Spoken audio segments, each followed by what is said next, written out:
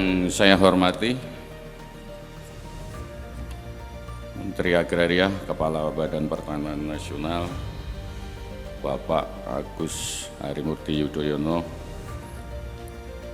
Yang kami hormati Bapak PJ Gubernur Jawa Tengah. Hari ini Kerawan Pak Menteri ATR BPN, matur suwun Bapak berkenan hadir di Jawa Tengah dalam rangka launching implementasi layanan elektronik pada seluruh kantor pertahanan seprovinsi Jawa Tengah. Bermain seruling di malam hari. Cakep. Terdengar alunan nada do re mi.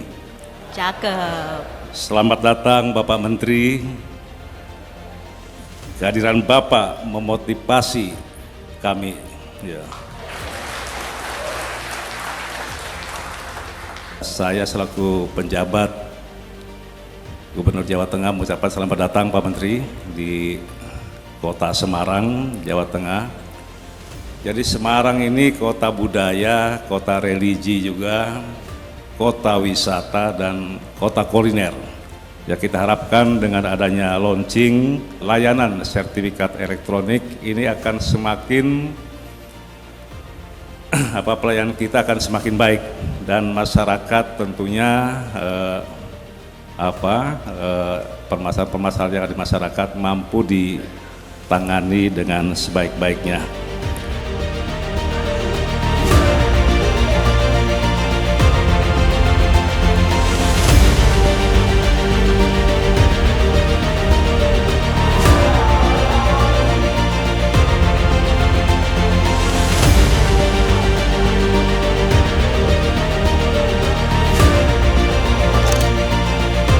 Assalamualaikum warahmatullahi wabarakatuh.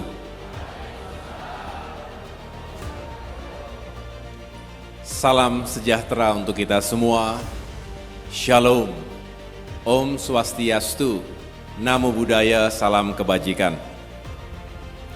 Alhamdulillahirabbil alamin. Marilah kita memanjatkan syukur kehadirat Tuhan Yang Maha Kuasa, Allah Subhanahu wa Ta'ala, karena hari ini kita semua diberikan kesehatan dan juga kebersamaan dalam acara yang insya Allah membawa keberkahan untuk kita semuanya. Ini juga hari yang baik, hari Jumat. Mudah-mudahan apa yang kita ikhtiarkan untuk menghadirkan keadilan dan kesejahteraan untuk masyarakat, terutama di Jawa Tengah ini dalam urusan pertanahan bisa terwujud dan semakin baik dari waktu ke waktu. Yang saya hormati dan banggakan, PJ Gubernur Provinsi Jawa Tengah, berikan tepuk tangan kepada Bapak Komjen Polisi Purnawirawan Nana Sujana. Terima kasih Pak Gubernur, dan tentunya jajaran Forkopimda, baik dari pimpinan DPRD Provinsi yang diwakili oleh Wakil Ketua DPRD, Bapak Pangdam yang diwakili oleh Bapak Kasdam 4 Diponegoro, yaitu Brigadir Jenderal TNI Budi Irawan, yang mewakili Kapolda dan Kajati, serta semua yang tidak bisa saya sebutkan satu persatu. Saya juga senang ada perwakilan dari berbagai daerah, hadir pula tadi secara khusus Wakil Bupati Demak, dan tentunya saya mengucapkan terima kasih atas kerja kerasnya selama ini, terkhusus kepada Kepala Kantor Wilayah BPN Provinsi Jawa Tengah, Bapak Dwi Purnama, beserta jajaran Kanwil BPN Jawa Tengah, Kepala Kantor Pertanahan seprovinsi Jawa Tengah. Boleh angkat tangan? Ya, tepuk tangan untuk para kantah kita ini. Tadi Pak Gubernur saya hitung lengkap nih jumlahnya. Ada 35, datang dari berbagai penjuru Jawa Tengah. Terima kasih, dan tentunya yang juga saya banggakan adalah keluarga besar IPAT Jawa Tengah. Mana IPAT? Angkat tangan IPAT. Oh, banyakan IPAT-nya kayaknya. IPAT itu adalah Ikatan Pejabat Pembuat Akta Tanah. Terima kasih sudah datang juga dari berbagai daerah. Mudah-mudahan kita semakin sinergis dan kolaboratif. Bapak Ibu masyarakat Jawa Tengah yang saya muliakan, saya selalu berbahagia setiap kembali ke kota Semarang ini yang Pak Gubernur sampaikan tadi sebagai kota yang penuh dengan pesona dan juga masyarakatnya ramah. Jadi terima kasih pagi hari ini kita semua berkumpul, diterima dengan begitu terhormat di kantor gubernur, rumah rakyat ini, dan tentunya kita sama-sama menghadiri acara implementasi sertifikat elektronik atau layanan elektronik di 29 kantor pertanahan. Artinya hari ini lengkap semua, 35 kabupaten kota, 35 kantor pertanahan sudah mampu melayani masyarakat secara elektronik, khususnya untuk sertifikat hak atas tanah. Dan tentunya besok juga kami ingin menyapa langsung masyarakat ada di desa Wonorejo, itu Kabupaten Semarang. Kurang lebih katanya sekitar 1 jaman dari sini. Saya ingin menyapa masyarakat secara langsung sekaligus membagikan sertifikat yang mudah-mudahan juga semakin memberikan kepastian hukum hak atas tanah sekaligus memberikan nilai tambah ekonomi. Dan hari Senin kami akan melakukan expose. Ini kita bocorkan sedikit saja, kita akan menyampaikan atau melakukan pengungkapan tindak pidana di bidang pertanahan. Jadi ada beberapa kasus mafia tanah yang terjadi di Jawa Tengah ini. Alhamdulillah atas kerja keras dan kerjasama dari semua pihak, tentu dari Kementerian ATR BPN, kami memiliki Satgas Anti Mafia Tanah, bekerja secara lekat dengan jajaran Polri, dalam hal ini tentunya Polda Jateng dan jajaran Kejaksaan Tinggi. Berharap bisa terus mengungkap berbagai bentuk kejahatan yang dilakukan oleh para mafia tanah yang sangat merugikan negara dan juga seringkali merampas hak-hak rakyat. Ini yang perlu kita terus perkuat agar sekali lagi keadilan dan kesejahteraan bisa hadir dimanapun berada. Bapak Ibu yang saya muliakan, mengapa kita gencar melakukan transformasi digital? Bukan karena ikut-ikutan tren global, bukan sekedar keren-kerenan, serba digital, serba elektronik, karena memang tuntutan zaman sekaligus tuntutan dari pelayanan publik harus kita bisa jawab melalui transformasi digital, melalui alih media. Dari yang serba fisik, serba konvensional, menjadi serba elektronik. Beberapa keuntungan diantaranya, dengan sistem pengurusan administrasi tanah secara digital ini, seperti yang disampaikan oleh Kepala Kanwil termasuk Pak Gubernur tadi, akan semakin memudahkan masyarakat dalam melakukan pengurusan administrasi tanah. Makin cepat, makin efisien, dan tentunya kita menghindarkan dari praktek-praktek yang merugikan konsumen, dalam hal ini masyarakat, termasuk juga dunia usaha, dan juga merugikan negara. Oleh karena itu Bapak Ibu sekalian, kami berharap bahwa program sertifikasi elektronik ini juga semakin diketahui oleh masyarakat luas. Itulah pentingnya kita melakukan sosialisasi, sehingga terima kasih sekali lagi Pak Gubernur dengan diselenggarakan acara ini di Gedung Gubernuran, kantor gubernur, maka paling tidak ada amplifikasi di media dan sekaligus menjelaskan kepada masyarakat bahwa kini dan ke depan insya Allah pelayanan pertanahan semakin mudah, semakin efisien, dan itu akan semakin baik untuk seluruh masyarakat. Di samping itu kita tahu bahwa banyak sekali kasus-kasus pemalsuan dokumen terhadap dokumen-dokumen yang sifatnya konvensional tadi. Nah, dengan sertifikat elektronik kami berharap juga semakin aman justru.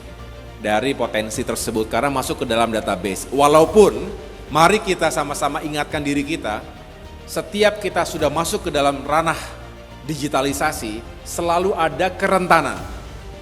Kita ketahui beberapa saat yang lalu ada cyber attack, ransomware yang menghantam, menargetkan data-data yang dimiliki oleh negara. Nah, kita juga harus terus memperkuat sistem pengamanan terhadap semua data terkait tanah dan juga tata ruang. Inilah yang menjadi